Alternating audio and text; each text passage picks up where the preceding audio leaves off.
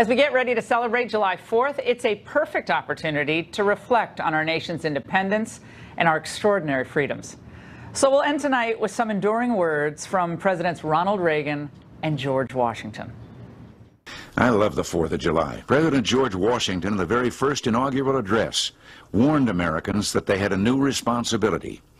He said, "The preservation of the sacred fire of liberty and the destiny of the Republican model of government are justly considered, perhaps as deeply as finally, staked on the experiment entrusted to the hands of the American people." Now, you may not think of yourself or our democracy as an experiment, but look around. All over the world, millions and millions of people still live under tyranny. Their people look to America as the cradle of freedom, the place where the great civilized ideas of individual liberty, representative government, and the rule of law under God are realities. That's at the heart of this country and this culture. Don't forget to tell us how we're doing on Twitter at Ingram Angle. Shannon Bream and the Fox News at Night team are up next. Have a wonderful Independence Day holiday to you and yours. Good night from Washington.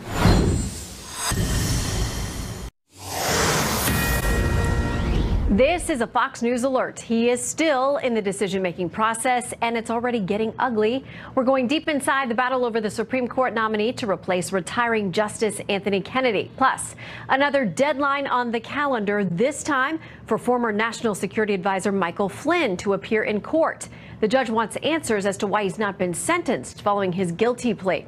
And later, is the future of the Democratic Party socialism? DNC Chair Tom Perez says it might be, after self-proclaimed socialists ousted a longtime Democratic congressman in a top primary race.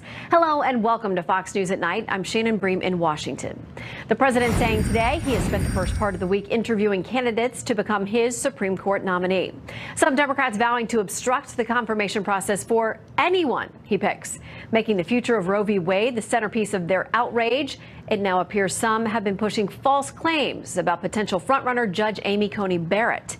We begin with Chief National Correspondent Ed Henry on the latest claims. Good evening, Ed. Good to see you, Shannon. Breaking tonight, President Trump has now interviewed a total of 7 candidates to be his second nominee to the High Court, a pick that will be unveiled next Monday, as a civil war seems to be brewing among Republicans over 2 of the leading contenders. New today, the president interviewed another 3 potential Supreme Court justices, in addition to the 4 he had already spoken to, including appellate court judges Joan Larson and Thomas Hardiman, and Utah Senator Mike Lee. Remember, Lee had told you he was honored to be considered at all, and he added today he thought the phone call was basically a phone call interview with the president, went very well, but he thinks it's hard to predict which way the president is headed.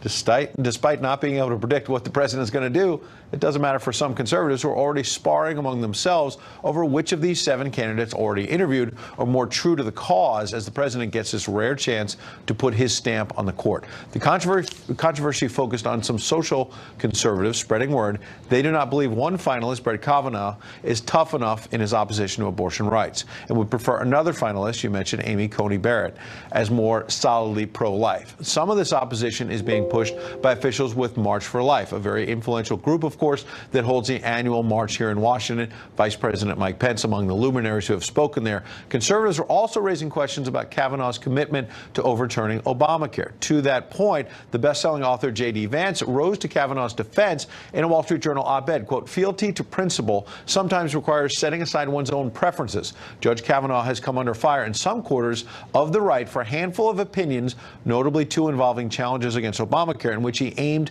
to rule narrowly and fairly rather than politically." Now, remember, the president has told Fox he has no litmus tests on abortion, so it's unclear if the pressure against Kavanaugh will really matter in the end. Speaking at an event in West Virginia a couple of hours ago where he honored military veterans ahead of July 4th, the president teased out the pick as Democrats continue to suggest they'll try to block anyone regardless of their credentials. This is such an important decision, and we're going to give you a great one. We're going to announce it on Monday, and I think you'll be very impressed. We'll use every tool at our disposal to first be able to highlight what the nominee stands for. I think that's the Democrats' message right now, which is oppose everything and do nothing. It's frankly gotten really sad that their party has no message, no leadership, no solutions. Sanders added there's no litmus test on Roe v. Wade, as the president has mentioned, amid warnings from moderate Republicans like Susan Collins that she'll vote no on anyone seen as being hostile to abortion rights. Sanders insisting intellect, upholding the Constitution, and a good judicial temperament. Those are the real litmus tests this president is going to bring to this process, Shannon. That's quite a job interview you must go through to become a Supreme Court nominee. Ed, thank you. Good to see you.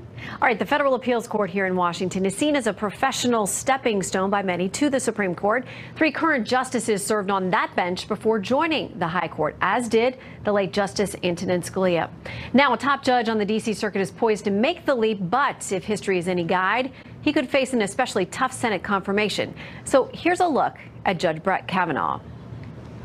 I, Brett M. Kavanaugh, do solemnly swear. Do solemnly swear. It is the image that may cement or sink the Supreme Court aspirations of Judge Brett Kavanaugh. I chose Brett because of the force of his mind, his breadth of experience, and the strength of his character. The former loyal aide to President George W. Bush, close friend and advisor as a White House lawyer and staff secretary, traveling in the top D.C. legal and political circles, earning the confidence of power players like Karl Rove. Kavanaugh's elevation to the Federal Appeals Court was celebrated with the Rose Garden swearing in by fellow Catholic and now retiring Justice Anthony Kennedy, for whom Kavanaugh served as a law clerk in 1993. It came after 2 years of contentious delay tactics by Democrats who claimed Kavanaugh was overly partisan. You could not think of another nomination, given Mr. Kavanaugh's record, more designed to divide us. This nomination appears to be judicial payment for political services rendered. Sources said at the time opposition from the left was fueled by concerns Kavanaugh could one day sit on the Supreme Court. I consider myself a Republican and I support President Bush. Those close ties may now create concern from the current president, given Trump's past rhetorical run-ins with the Bushes. Trump in 2008 seemed to back impeaching President Bush for the Iraq War, which Trump said would be a, quote, wonderful thing. And candidate Trump in 2016 had repeated verbal clashes with rival Jeb Bush, former Florida governor. Jeb doesn't really believe I'm unhinged. He said that very simply because he has failed in this campaign. It's been a total disaster. Nobody cares. As for Kavanaugh, he brings a stellar resume, Yale Law School, and a top deputy to Special Prosecutor Ken Starr's probe of Bill Clinton that led to the president's impeachment. On the bench, the 53-year-old has been a reliable conservative on his court, reining in dozens of administrative decisions of the Obama White House. But conservatives are at odds over whether a 2015 ruling on Obamacare signaled his implicit support of the law. And debate, too, whether Kavanaugh would limit access to abortion, since he's never directly confronted the issue as a judge and hasn't said publicly whether he'd overturn Roe v. Wade.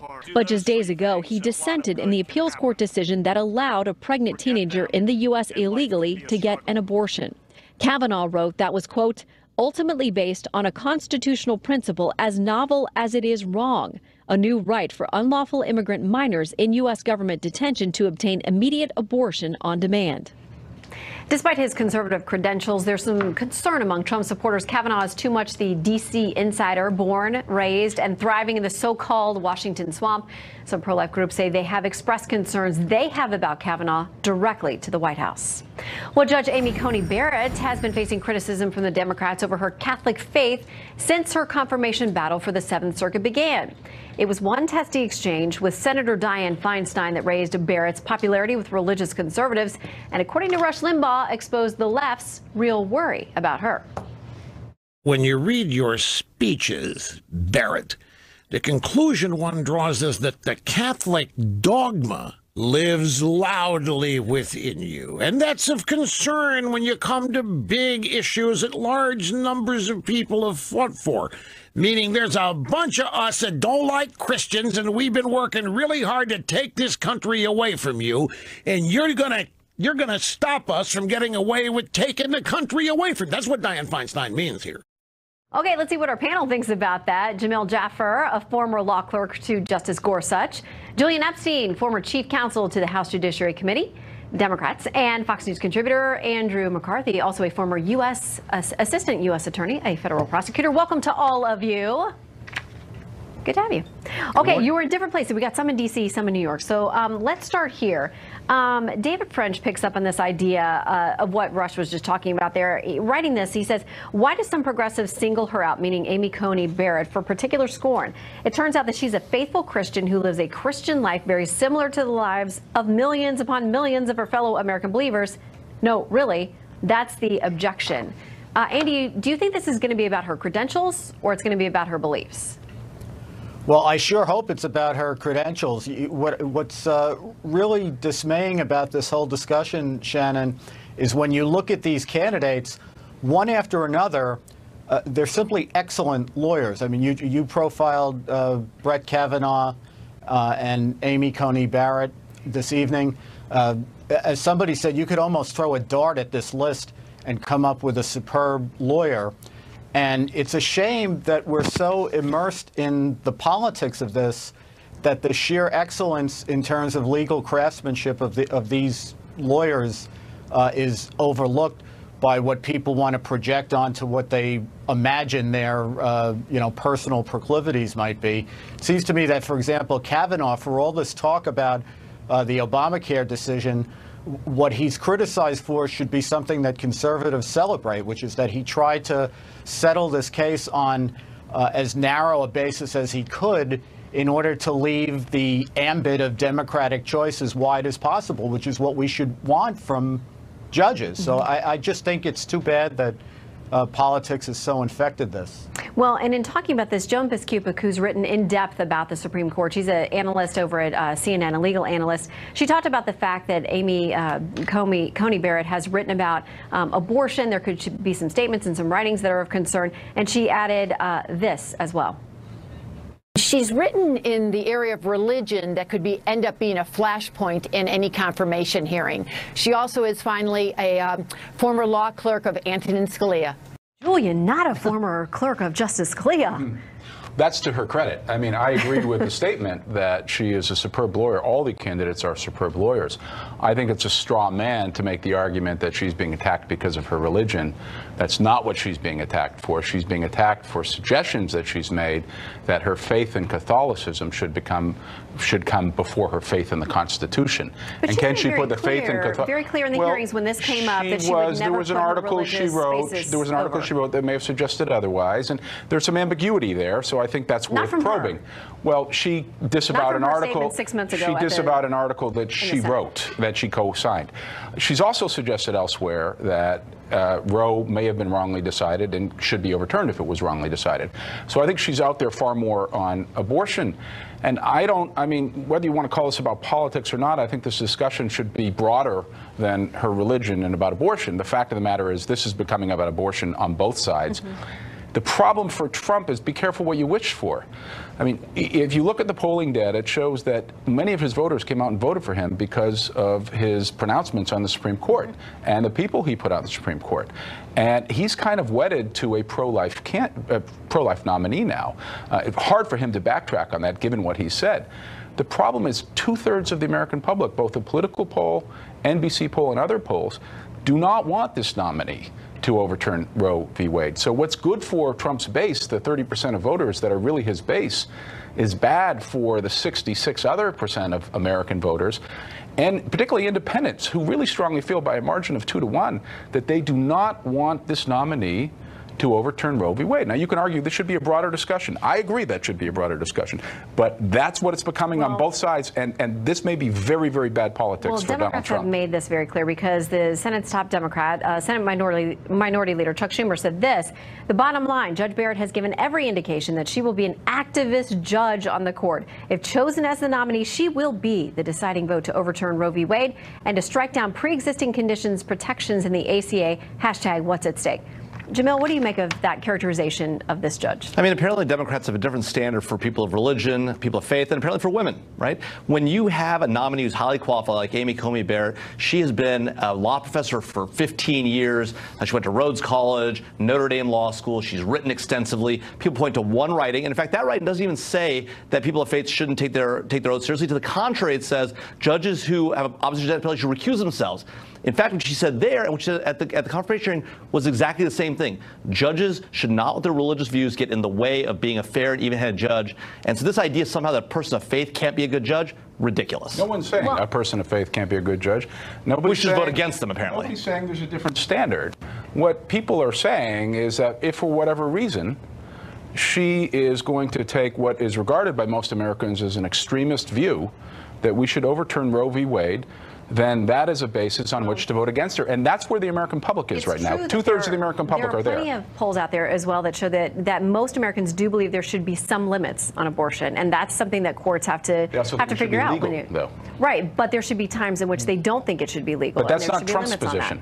Trump's position in the campaign was, if I get 2 more nominees, we will repeal Roe v. Wade. Andy, what does he do with that now? Because we have this list of 25 since last November that he was going to choose from this list. So where does he go from here? I mean, does this turn into a purely political fight? Because there are Democrats who voted for Judge Barrett, for Judge Kavanaugh, for all of these judges who are on the list. There are Democrats who voted for them in the past. Yeah, but Shannon, they voted for him because of the politics of the situation. Look, I think, number one, there are people, with all due respect, who think that people of faith can't be good judges. It's wrong, but they do say that. Well, come on. You had Senator Feinstein asking Barrett in her confirmation hearings about how the dogma lives deeply in her. What difference does that make? What difference does that make if she? Yeah, by DiFi. I cheap shotted her by quoting her. Sorry about that. No, it's a cheap shot to suggest that Feinstein's position was that if you are a person of faith, that you cannot be a good judge. Feinstein's argument, one at a time. She did say Feinstein's argument. What was the relevance of the dogma living within her? Because Feinstein's argument in the context of the death penalty discussion and the article that she signed and the suggestions about Roe v. Wade being wrongly decided is if your decision making is being made first by your faith, not by the Constitution. When she was asked directly, that's the issue. Nobody has ever said. When she was asked and given a chance to answer that question directly, she clarified that and said, "Yes, this is an article I wrote 20 years ago. What I worded differently now. Do I think that my faith should come before the law?" She said, "Absolutely not." And that's a fair. And what do you make of Senator Durbin saying to her, asking her, "Are you an Orthodox Catholic?" Would you say that to someone of Jewish faith or practicing the Islamic faith? I mean, would you ask that question? I didn't like that question. I agree with you. I wouldn't have asked that question, and I wouldn't frame it. I wouldn't put the religious frame in it. I think that's the wrong frame to put on. So I agree with that.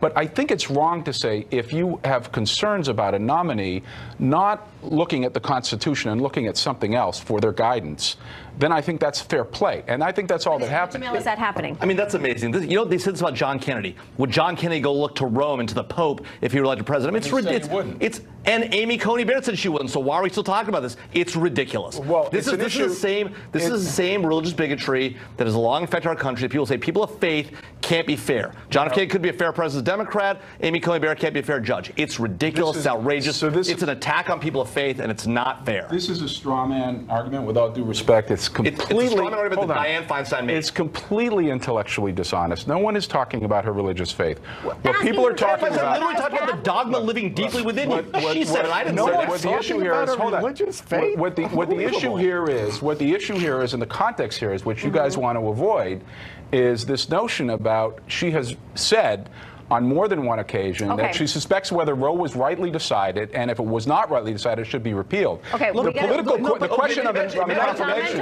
Gentlemen, I want to give Andy a final chance to get in here. He's long distance. Wrap us up, Andy. Why can't it be true that Roe is wrongly decided and that it doesn't necessarily have to be overturned, particularly after Casey, which opens up a lot of area to regulate abortion without directly confronting whether Roe was correctly decided or not? Fair point, except that's not what she said. She said if it was wrongly decided, we should consider overturning it. We got to leave it there. Andy's point is particularly fair. There will be an arm wrestling match right after this during the commercial. But until then, Julia, Jamil, and Andy, thank you both, all three of you. It's great to have you. Come back soon. All right, our other top story tonight. Congress sets another date with FBI agent Peter Strzok over his anti-Trump texts. And a Senate panel announces that it agrees Russia preferred Trump over a presidency. Chief Intelligence Correspondent Catherine Herridge has details for us tonight. Catherine. Shannon, the Senate Intelligence Committee released an unclassified report backing up the controversial 2017 intelligence assessment that found Russia wanted to damage candidate Hillary Clinton, harm her electability, and over time the Russian government developed a clear preference for Donald Trump. When the report was released in 2017, there was some daylight between the NSA, then led by Admiral Mike Rogers, the FBI, then led by Director James Comey, and the CIA, then led by Director John Brennan, over the key finding. Senate investigators interviewed analysts and concluded the differences were not politically motivated.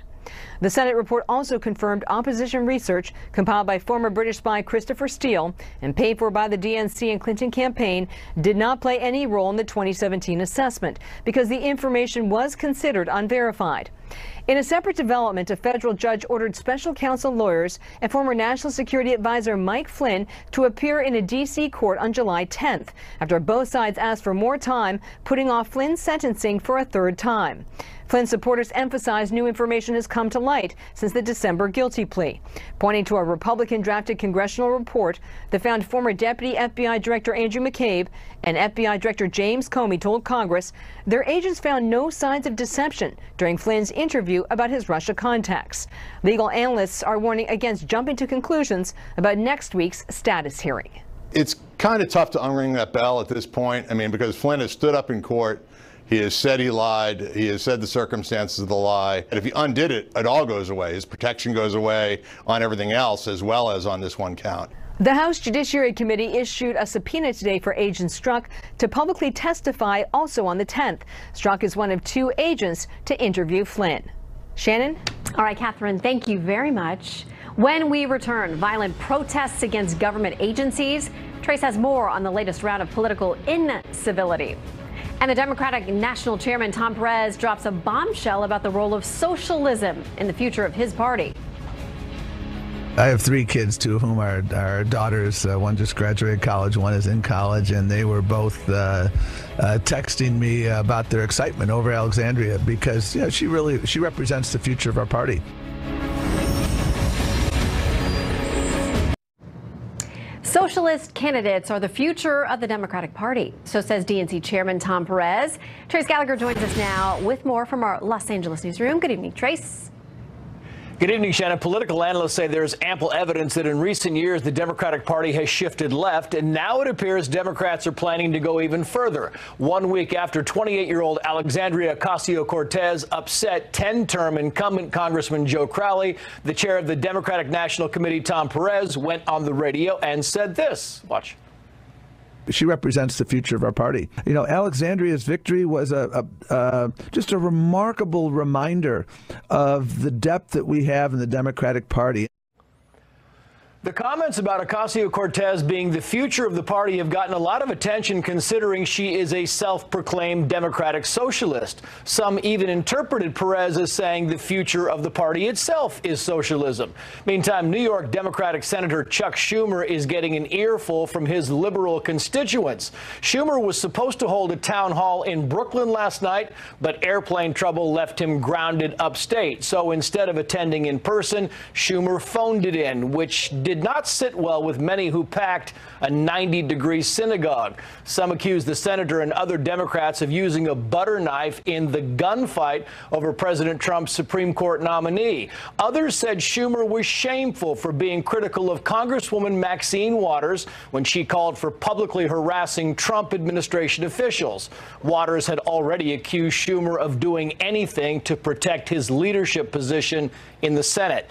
And newly filed federal court documents show that during an immigration rally near the White House on Saturday, a Secret Service agent patrolling the grounds was assaulted. The documents say the suspect parked illegally near the White House, and when the Secret Service officer confronted him, the man punched the officer in the jaw and left eye. It's unclear if the suspect was connected to the rally, but it's very clear that a protest outside an Immigration and Customs Enforcement office in Philadelphia turned violent.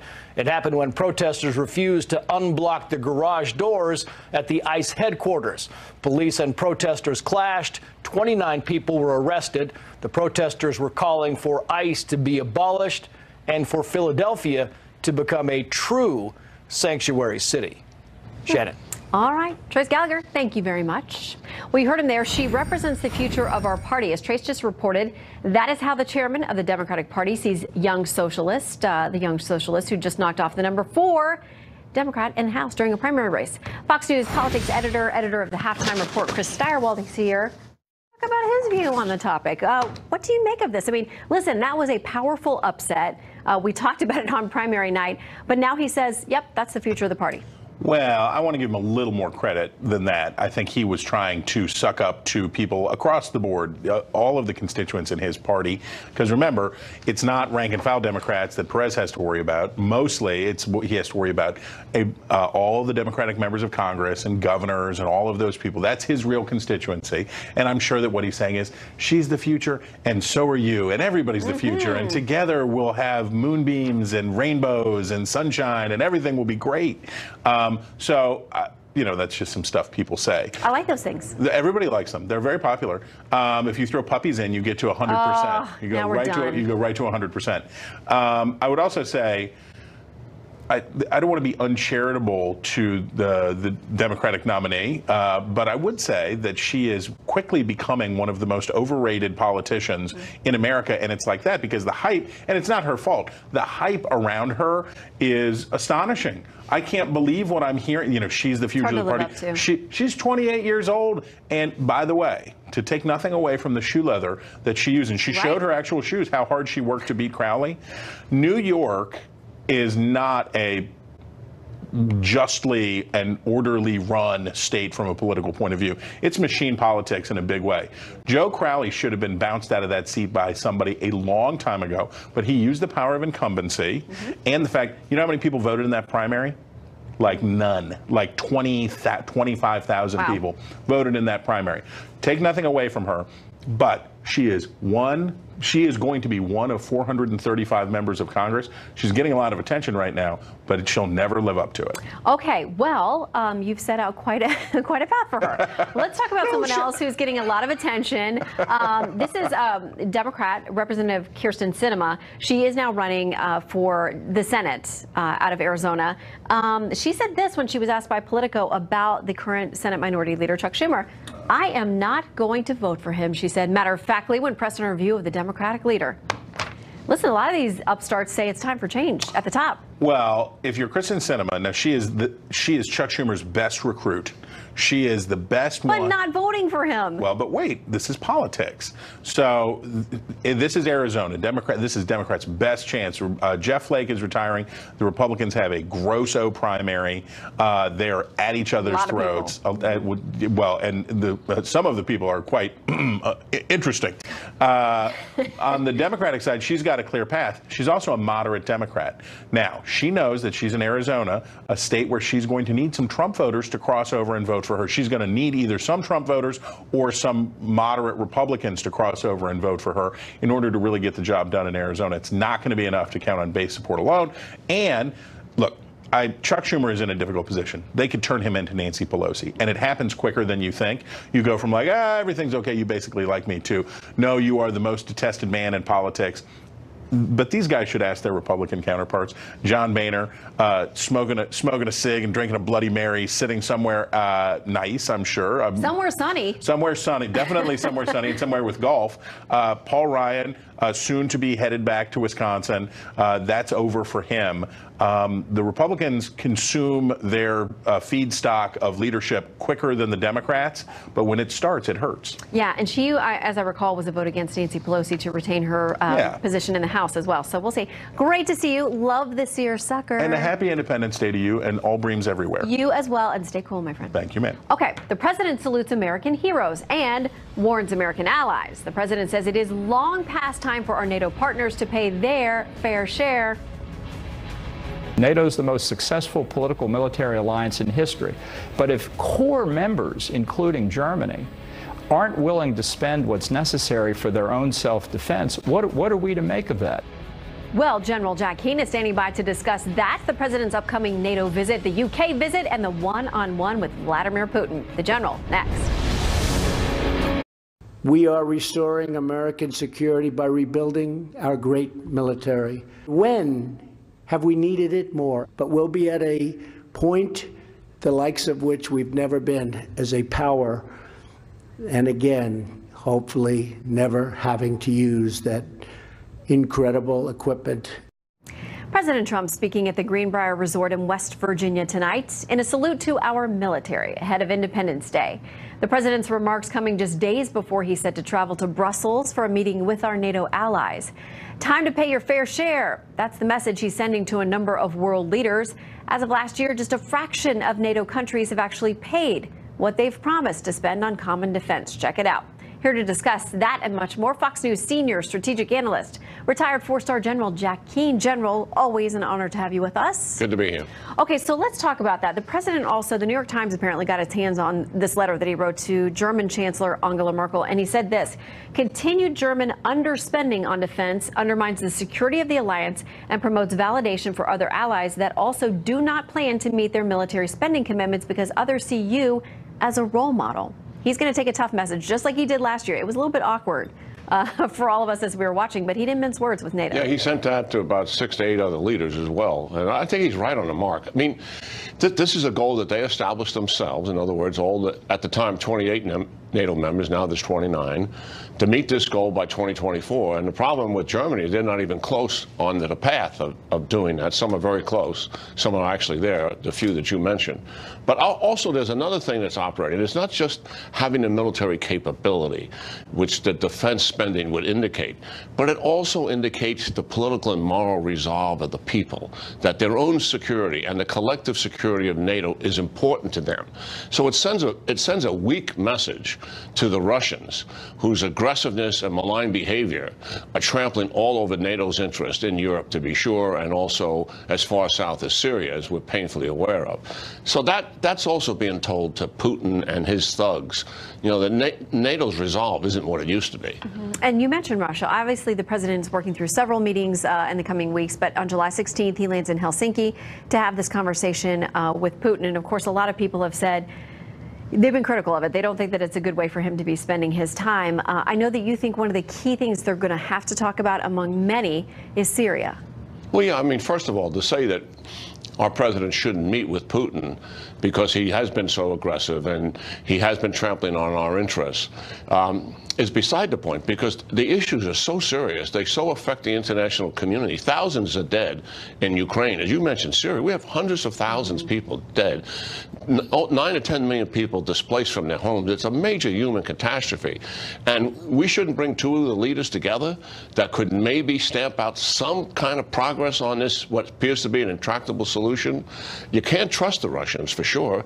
Tillerson, former Secretary of State, made a deal with Lavrov, the foreign minister of Russia, to establish a de-escalation zone in southern Syria. They did this months and months ago. Right now, the Russians are supporting the pro-Assad regime's ground forces, Iranian proxies, with air power and pounding people in that de-escalation zone where the agreement was no firing, no shooting, nothing taking place. So we're going to have to go in with our eyes wide open and dealing with the Russians, but certainly sitting down and talking and trying to have some kind of a relationship, I think is critical. Well, you know, of course, that Putin is a master manipulator. This president is aware of how that worked out for the last two presidents.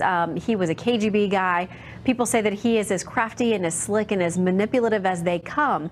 How do you think our president makes any headway with him? Well, first of all, he knows all of that because he's been briefed. He understands it. I think, given he's a transactional guy, he relates to personal chemistry with somebody else. I think he's itching to get in a room with Putin, to be frank about it.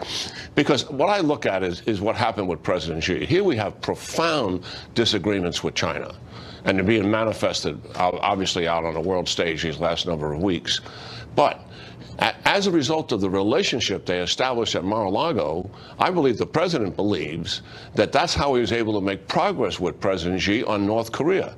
And they got 3 successful UN resolutions imposing sanctions, which I think in his mind would not have happened without the chemistry that they were able to establish. He wants to do the same thing with Putin, in my mind. I don't believe he'll be manipulated by him at all. And also, I think there's an opportunity there to make some progress. I think we have to have a healthy dose of skepticism here in dealing with the Russians, because they are manipulators and they are liars day in and day out. Well, and they're so intertwined in all of the major issues around the globe that we're dealing with. We hope there will be progress in the meeting. General, have a great Independence Day. Thank you for your service to our country and for being with us today. Yeah, great day tomorrow. All right, Republican Congressman Jim Jordan denying reports he ignored allegations of sexual abuse when he was a wrestling coach at Ohio State. That story's next. Plus, what's the real reason LeBron James signed on with the Lakers? For money or politics? We'll explain it all in the Real News Roundup next. Time now for your Real News Roundup. Republican Congressman Jim Jordan is facing accusations of ignoring allegations of sexual abuse by a team doctor at The Ohio State University. 3 former wrestlers told NBC News that it was common knowledge that Richard Strauss inappropriately touched players during appointments.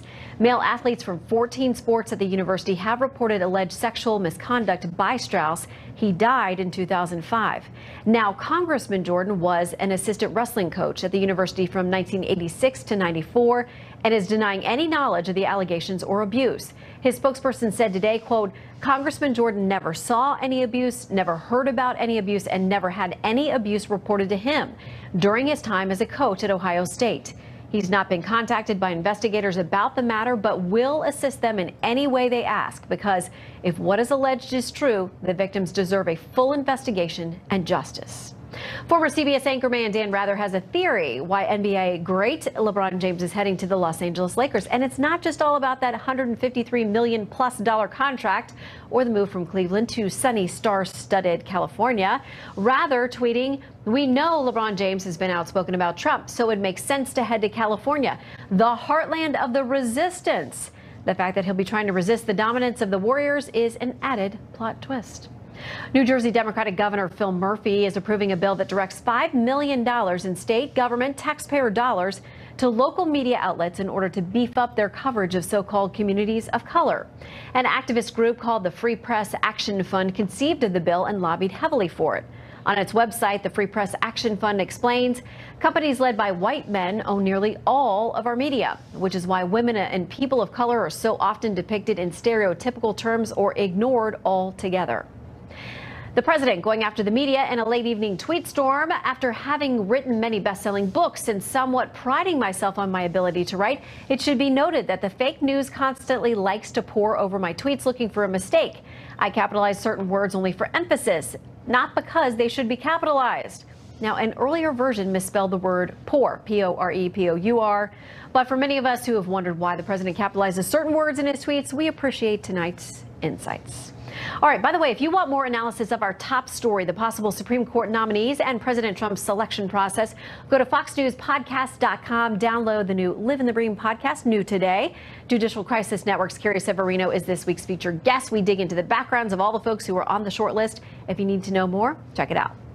Well, that soccer team flooded in the cave in Thailand for 10 days. They are alive, still trapped.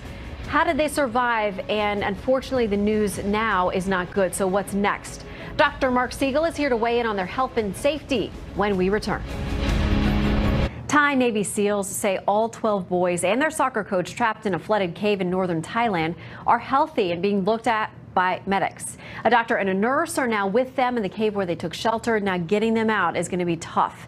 A U.S. military team of about 30 specialists is now there to assist with other folks from around the world working on this rescue mission. Fox News medical contributor Dr. Mark Siegel joins us now. Doctor, great to have you. I want to talk about two things, the mental health issue, the physical. Let's start with the physical and what they're facing now. Well, Shannon, and the way they survived, of course, was because they drank water with mineral in it off of the stalactites in the cave, and they huddled together. You talk about psychologically. They shared strength and they shared warmth, and they, were very careful to get their nutrition that way. It's a miracle they made it 9 days. Now, the question is how they're going to survive. Well, they've had water brought in, they've had food brought in, they've had mineral gels, electrolyte gels, high calorie, content brought in, so they're going to get nourished. They've had wasting, but they're going to get nourished now, and they're going to be hydrated as long as they don't contaminate that water, which is a key thing physically. You know, they have to make sure to separate the waste from what they're drinking. Huge issue. But the big problem is, how are they going to get them out? Because they're very worried right now, the divers are, about the monsoon season, that they could see a lot more rain, and they may have to try a very heroic rescue with 12 kids, 11 to 16 years old, who aren't even swimmers for the most part, have never dived. You're talking about 1.5 miles to the outside of that cave through some very narrow stretches where you can't even get scuba gears through. It will take a lot of heroism, it will take courage, it will take real focus. And one good thing I'm hearing is that you're going to have phone lines in there where they're going to get the opportunity to speak to their parents, who hopefully will share courage, not fear. Right. Because fear spreads in a situation like this. Yeah, so let's tell people what we're looking at. These are the options. At this point, they say teaching them actually how to dive to some extent. The kids who don't even swim, to go through these scary, narrow passages in murky water, possibly drilling in and air evacuating them out. They say that that's probably not going to be feasible. Sending in supplies and waiting until the season of the monsoons and flooding is over. They said that could be till October. My jaw dropped when I heard that. I mean, how in the world do you stay mentally tough, not panic? If one kid panics, how do you keep the others from panicking? How in the world would you do that to October? Or to overcome their fears, we're going to have to teach you how to dive. It's going to be okay. We'll get you out. So that's extremely difficult, Shannon. I mean, look, you first have to, again, overcome the risk of contagion and infection in that situation. There is a doctor with them and a nurse. But psychologically, not knowing when is the key thing there. You know, you don't have a date. You don't have something to look forward to. You don't know what the light at the end of the tunnel is. The days stretch on interminably. And I think that that is very difficult to overcome. It has to do with the mindset. It has to do, again, with sharing courage, fear being contagious, anxiety being contagious, and they would have to get a lot of help from counselors there, from people on the outside, and from their parents especially. I think, from what I'm reading now, the most likely thing is they're going to try to get them out now, but they got to beef them up, and then they really have to have experts there. And you've got 7 Navy SEALs there, and I'm talking about the Thai Navy, of course, but you have top expert divers. 2 flew in from Great Britain. I think if anybody can pull this off, they'll pull this off. They're going to have to teach them very quickly. My prediction is they're going to try to get them out over the next week or 2. Yeah, and I know, Doctor, you have a good feeling, and people may mock it, but I say we pray for these guys and everybody who's trying to help them as well. Doctor, thank you for lending us your expertise. Mind over matter is key here. It's all about what's up here, controlling what's down here. Yeah, a lot of fear there. Thank you, Doctor. Great to see you. Thanks, Shannon. All right, 8-year-old Jacob Blank did what many kids do on a hot summer day, selling lemonade in his front yard in Gladstone, Missouri. Now, his plan is to donate the money he collects to his church for missions. But a customer threatened to shut him down because he didn't have a permit. Now, when Jacob's mom posted about the story on Facebook, she says he got an unexpected surprise in the neighborhood. She says people from the sheriff's department, police, fire department, they all showed up, all these first responders, to give their seal of approval. And we're told tonight that the lemonade stand remains open for business. She said, I want to see more kids have a chance to do something like this. We should be encouraging them, not discouraging them. Jacob, you're our Midnight Hero tonight. Well, Denver enjoying Independence Eve fireworks. We'll leave you with those pictures tonight. Most watched, most trusted, most grateful you spent the evening with us. Good night from Washington. I'm Shannon Bream.